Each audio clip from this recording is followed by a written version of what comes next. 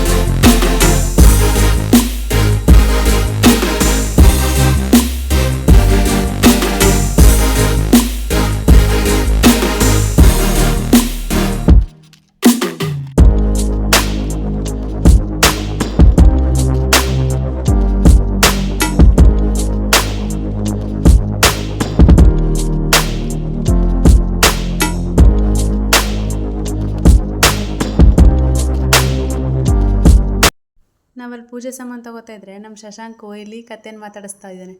ನೋಡಿ ಹೆಂಗೆ ಮಾತಾಡಿಸ್ತಿದ್ದಾನೆ ಅಂತ. ಅದು ಈ ಕಡೆಗೆ ಹೋದ್ರೆ ಈ ಕಡೆ, ಆ ಕಡೆ ಹೋದ್ರೆ ಆ ಕಡೆ. ಇದೇ ನೋಡಿ ದೇವಸ್ಥಾನ, ಶ್ರೀ ವೆಂಕಟೇಶ್ವರ ದೇವಸ್ಥಾನ. ಇಲ್ಲಿಗೆ ಬಂದರೆ ಇದು ದಾಸನೂರು. ಇಲ್ಲಿಗೆ ಬಂದರೆ ಮಾತ್ರ ಮಕ್ಕಳಿಗೆ ಯಾವುದೇ ರೀತಿ ಚಂಡಿ ಹಿಡ್ದಿರ್ತರೂ, ಸಿಡಿ ಅಂತ ಇರ್ತಾರಲ್ವ, ಆ ಥರ ಎಲ್ಲ ಅಂದ್ರೂ, ಮತ್ತು ಲೂಸ್ ಮೋಷನ್ನು ಮತ್ತು ವಾಮಿಟು, ಜ್ವರ ಏನೇ ಇದ್ರೂ ಮಾತ್ರ ಇಲ್ಲಿಗೆ ಬಂದು ತಾಲಿ ಅಂತ ಹೇಳ್ತಾರೆ, ಅದನ್ನು ನಮ್ಮ ಮನೆಯವ್ರು ಕಟ್ ಮಾಡಿದ್ರಲ್ಲ ಅದನ್ನು ತಾಲಿ ಹಾಕ್ಸಿದ್ರೆ ಮಕ್ಕಳಿಗೆ ಜಲ್ದಿ ಹುಷಾರಾಯ್ತಾರೆ.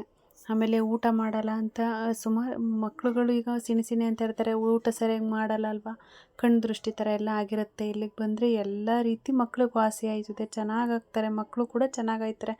ನನ್ನ ಮಕ್ಕಳಂತೂ ಸುಮಾರು ಅವರು ನಮ್ಮ ಸಿದ್ದು ದೊಡ್ಡವನು 9 ತಿಂಗಳು ಮಗುನಲ್ಲಿದ್ದಾಗ ಇಲ್ಲಿಗೆ ಕರ್ಕೊಂಡು ಬಂದಿದ್ದು ನಾವು. ಆಗ್ಲಿಂದನೂ 2 ಮಕ್ಳಿಗೂ ನಾವು ಇಲ್ಲೇ ರೂಢಿ ಮಾಡಿರೋದು. ನಾವು ಅವಾಗವಾಗ ಈ ದೇವಸ್ಥಾನಕ್ಕೆ ಬರ್ತಾನೆ ಇರ್ತೀವಿ. ಈಗ ಒಂದು ಸ್ವಲ್ಪ ದಿವಸದಲ್ಲ, ಒಂದು 4 ತಿಂಗಳ ಹಿಂದೆನೂ ಕೂಡ ಹೋಗಿದ್ವಿ ದೇವಸ್ಥಾನಕ್ಕೆ. ಹಾಸ್ಪಿಟ್ಲಿಗೂ ತೋರಿಸಿತ್ತು, ಹಂಗಾದರೂ ಜ್ವರ ಬಿಟ್ಟು ಬರ್ತಿತ್ತು. ಆದರೆ ಇಲ್ಲಿಗೆ ಬಂದರೆ ವಾಸಿ ಆಗುತ್ತೆ ಅನ್ನೋ ನಂಬಿಕೆ ನಮ್ಗೆ ಆವಾಗಲಿಂದನೂ ಇದೆ ಅಲ್ವಾ. ಸೊ ಹಾಗಾಗಿ ಇಲ್ಲಿಗೆ ಕರ್ಕೊಂಡು ಬಂದಿದ್ದೀವಿ. ನನ್ನ ಮಕ್ಕಳನ್ನೇ ಅಂತಲ್ಲ, ಇಲ್ಲಿ ಪ್ರತಿಯೊಬ್ಬರು ಅವ್ರವ್ರ ಚಿಕ್ಕ ಮಕ್ಕಳು, ಪುಟ್ಟ ಮಕ್ಕಳನ್ನ ಕೂಡ ಕರ್ಕೊಬರ್ತಾರೆ. ಇಲ್ಲಿ ದೇವಸ್ಥಾನಕ್ಕೆ ಮಕ್ಕಳಿಗೋಸ್ಕರನೇ ಕರ್ಕೊಂಡು ಬರೋದು. ಇಲ್ಲಿನ ವಿಶೇಷತೆಯೇ ಅದು. ಮಕ್ಕಳಿಗೆ ಎಲ್ಲೂ ವಾಸಿ ಆಗಲಿಲ್ಲ ಅಂತಂದಾಗ, ಹಾಸ್ಪಿಟ್ಲಲ್ಲಿ ಎಲ್ಲೂ ವಾಸಿ ಆಗಲಿಲ್ಲ ಅಂತಂದಾಗ ಇಲ್ಲಿ ಕರ್ಕೊಂಡು ಬಂದರೆ ಸಾಕು, ಒಂದು ತಾತಿ ಹಾಕ್ಸಿದ್ರೆ ಬೇಗನೆ ವಾಸಿ ಆಗುತ್ತೆ. ಎದುರೆಲ್ಲ ನೋಡಿ ಯಾವ ಥರ ತೀಟೆ ಆಡ್ತಾನೆ ಅಂತ.